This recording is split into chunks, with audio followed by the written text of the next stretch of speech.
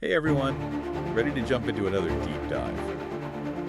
You know Google's always up to something, and this time it's the November 2024 Core Algorithm Update that just dropped. Yeah, it seems like everyone's buzzing about it online. Definitely buzzing. So we're breaking down this Search Engine Journal article today to get to the bottom of it all. Sounds good. So maybe let's just get started by talking about what this update actually is. Right. Everyone's using this term Core Algorithm Update, Yeah. and it sounds kind of scary. It does sound pretty ominous. Can you just break it down for us? What does that even mean? Well, it means Google's reassessing how it evaluates and ranks all content Okay. across the entire internet. Wow, the entire internet. Yeah, every website, every page, every single piece of content is being re-examined based on a new set of criteria. Oh, wow. So it's a pretty big deal. So it's like Google's spring cleaning, Exactly. but for the whole internet. Yeah, you could think of it like that. Okay. Google's constantly learning, and these core updates are like major milestones in their education.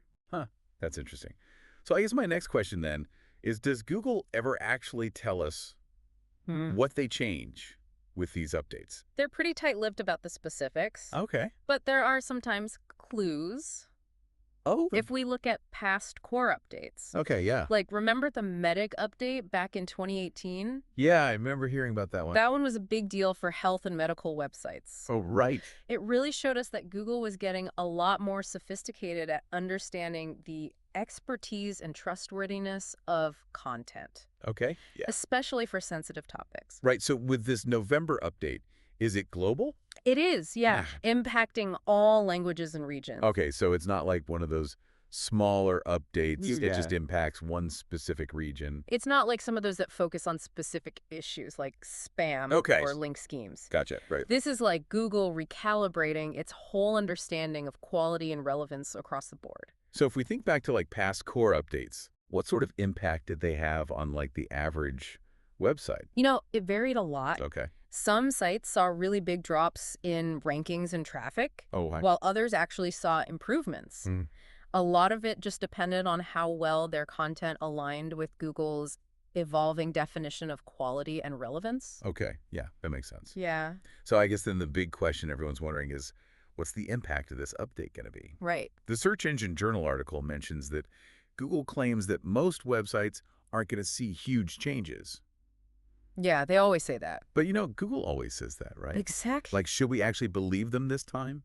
Statistically, most websites probably won't see those huge ranking shifts. Right. But for some websites, Yeah. the changes could be pretty noticeable, Okay. especially if they haven't been keeping up with Google's best practices. Okay. So I'm sure there are a lot of people out there who are totally freaking out right now, Yeah, I bet. wondering if their site's going to be the one that takes a hit. Right. So what would you say to those people? I would say, first of all, don't panic. Okay. Good advice. It's still early. Okay. This update's rolling out gradually, Okay. and it usually takes a few weeks for the full impact to even be felt. Oh, wow. Okay. So now is not the time to make any rash decisions or start, frantically changing your website. So no knee-jerk reactions. Exactly. Okay. But what should website owners be doing during this rollout period? Well, I mean, watching your analytics is a good idea, Oh, but yeah. not like in a panicky way. Right. It's more about just gathering data Okay. so you can see a clear picture of what's happening. Got So it. head over to your Google Search Console. Yep. Keep an eye on your traffic patterns. So it's kind of like checking your stock portfolio. Yeah, exactly. After a big market fluctuation, Uh-huh. small dips are probably fine, but if your favorite stock suddenly tanks, you want to know why? Exactly. Okay. You want to see what's going on? So what are the big red flags that we should be watching out for? Definitely pay attention to significant drops in rankings, Okay. especially if a page drops, 20 positions or more. Oh, wow. Okay. Those are the warning signs Okay. that something might need attention. Okay, so let's say we do see those big drops, Uh-huh. those 20 position plunges. Right. What do we do then? Instead of just panicking and resorting to quick fixes, Right. focus on the fundamentals of good SEO. Okay. Google emphasizes sustainable improvements. Okay. And that actually brings us to our next point, which is content. Okay, let's talk about that. Content is king, right? It is. But what does that actually mean in the context of this new update? I think the best way to think about it, Okay. Google's ultimate goal is to give searchers the best possible results. Okay. And what do searchers actually want? Yeah. They want helpful content. Okay. They want informative content. Right. And they want trustworthy content. So it's not just about like keyword stuffing anymore. No, not at all. Oh. Actually, keyword stuffing can really hurt your rankings these days Oh, wow. because Google's getting so much smarter Yeah. at understanding what the searcher is actually looking for, Right. what their intent is behind the search, So, and then matching that intent with content that truly satisfies it. okay, so going back to the basics. Right back to basics. Well, what does that actually look like? How Yeah. can we make sure our content is like helpful and informative and trustworthy? Well, Google actually gives us some pretty clear guidelines for this. Oh, okay. And they all fall under this acronym EAT. Oh, yeah, EAT. I Yeah. feel like I've been hearing that a lot. You probably had. Like everyone in SEO is talking about EAT. It's a big deal. Can you break that down for us? Yeah, so EAT stands for expertise, authoritativeness, and trustworthiness. Okay. And basically, it's about demonstrating that you're a credible source of information in your particular niche. Okay, so expertise means like you know what you're talking about. Exactly. Okay. It means showcasing your knowledge, All right. your credentials, you know? Right. Authoritativeness is about having other websites and sources cite you and link to your content. Oh, okay. And then trustworthiness is all about building a good reputation Okay. for honesty and transparency. So it's like, Yeah. it's not even just about writing good content. Mm. It's about building a good reputation Absolutely. for your whole website. Yeah, for your website and your brand as well. Okay, that makes a lot of sense. It does, yeah. Can you give us some examples Sure. of how we can like improve our EAT? So let's say you have a website about like gardening. Okay, I like gardening. All right, so you have a gardening website. Yeah. To show your expertise, you could highlight your writer's qualifications. Oh.